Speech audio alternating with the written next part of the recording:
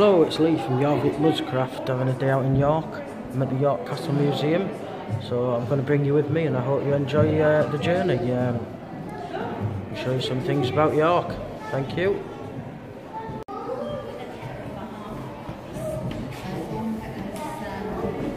Timeline of different events that happened in York.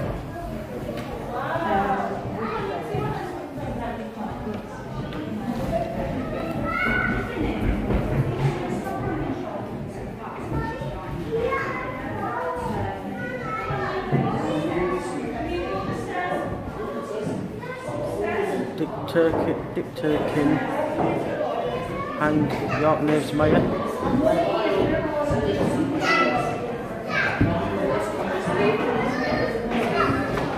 Railways come to York. A big part of York, the railways obviously.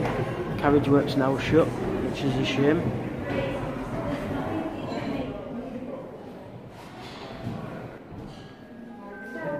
This room represents the best room in a house in suburban York in the time of the Industrial Revolution, when there was a lot of money about and England was a reasonably successful place. This room here represents family living in a rural cottage in the northeast of Yorkshire. The rest of the building would have probably housed livestock. Peat burning fire, which is there, was used for warmth, cooking and for boiling water. The furnishings in this room are obviously more for purpose rather than decorative. The bed would have been passed down from one generation to the next. Obviously times in the countryside, a lot of this stuff is handmade rather than bought, like the other room that we just looked at. Rural homes can be brightened up by cheap factory produced ornaments and popular prints, and a witch ball by the window to keep out evil influences, and that's that.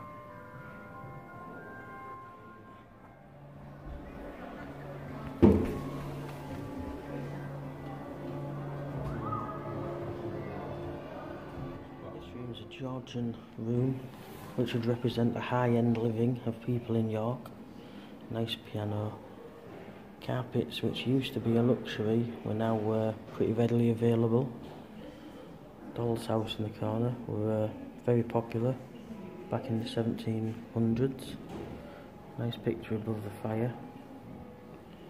And all pine furniture.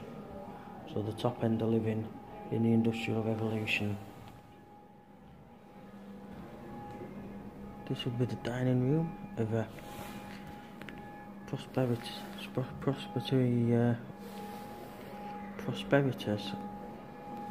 people back in the 1700s. People who were at the top end of the game in the Industrial Revolution. And very nice it is. All eat together at the family table.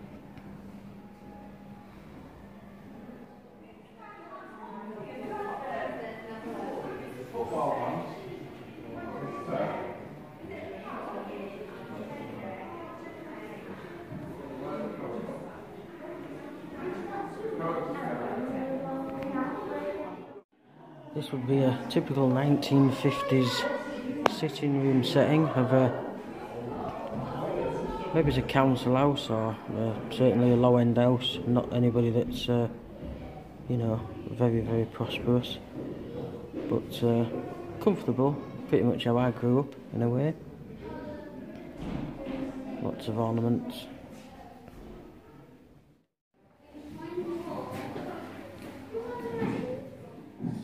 This would be the room of an undertaker. Again, you're looking at 1800s. This is all he'd have, a little room to make his coffins up. It smells quite dank down here, which it probably would then. This is looking down Kirkgate in York, how it would have been in the 17th century, actually, sorry. 1770, it's got above a door over there. Yeah, excellent down here.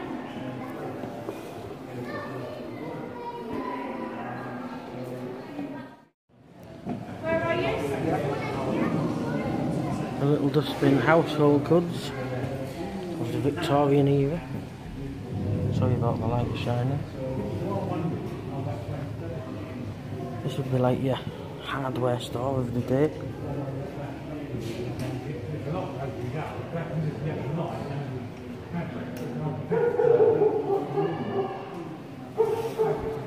There's not a dog in here with me, that's all effects.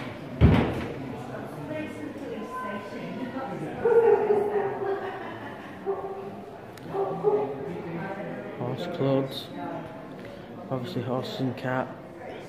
Big way to get around back in these days. There's your barber's shop. Oh no, sorry. They're called Cattle and Barber silversmiths. Silver very sought after back in them days as well. More so than gold. According to some things I'm reading. Scientific instrument maker here. Some weird and wonderful stuff. Some binoculars. Monoculars.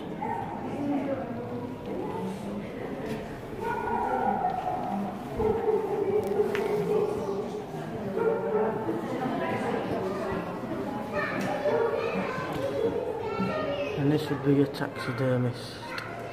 Again, another very popular pastime back in the day. Sorry about that light shining, I'll try and get rid of it.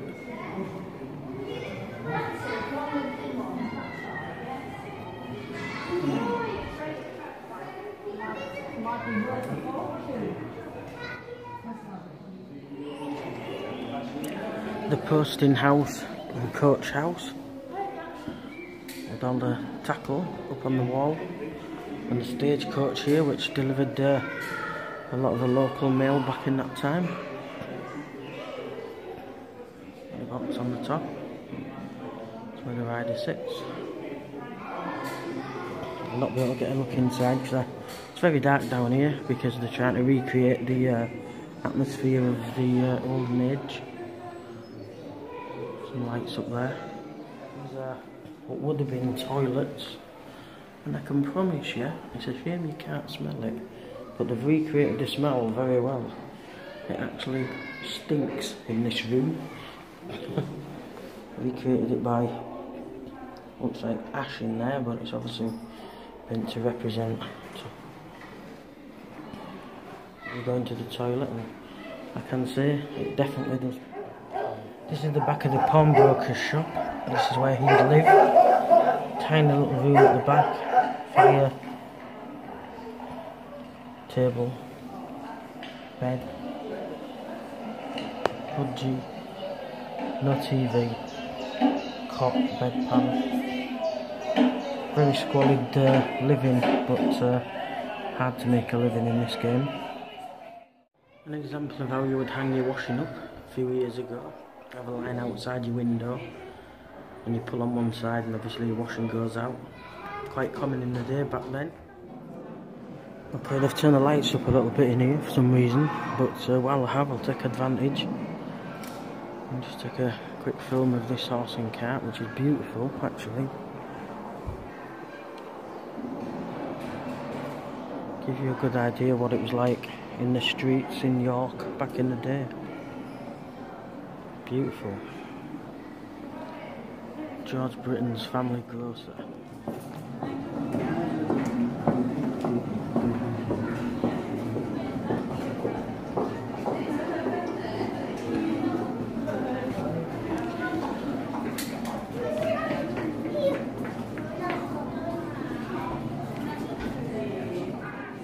This is Terry's Confectionaries. Obviously Terry's was a big factory in York up until a few years ago when they transferred all the work to Poland, which is a big shame because it's took a lot of jobs away from York, put them abroad. Now we buy from abroad, which doesn't make sense to me, but hey ho. So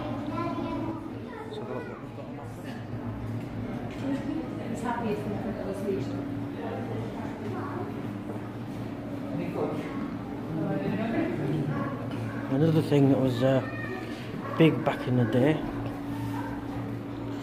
was boot making. There's still a few good cobblers in York, so that's nice to see. But yeah, you can just see in there what items he would have used.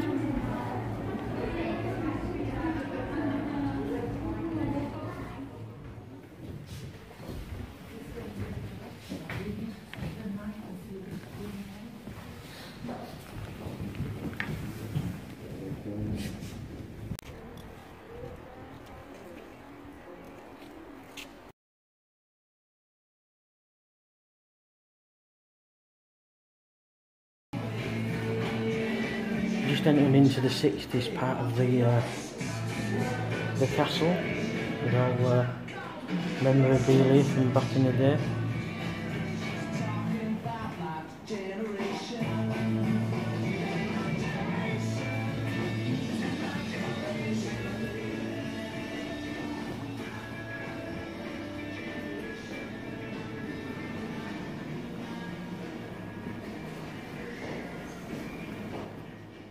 Some appliances from back in the 60s. The original Hoover vacuum cleaner. An old cooker, not a lot to it. Mixer. Blender.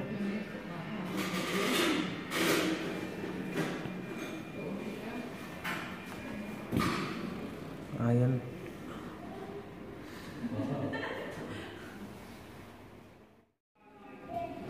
We're moving down now into the dungeon halls, the bit I've really been looking forward to.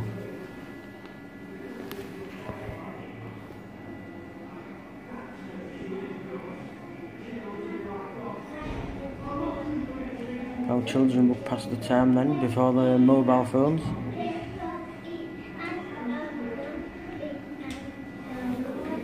Those were the days. Very dark down here. Luckily the flash has given me a good bit of light for you. Now then, what have we here?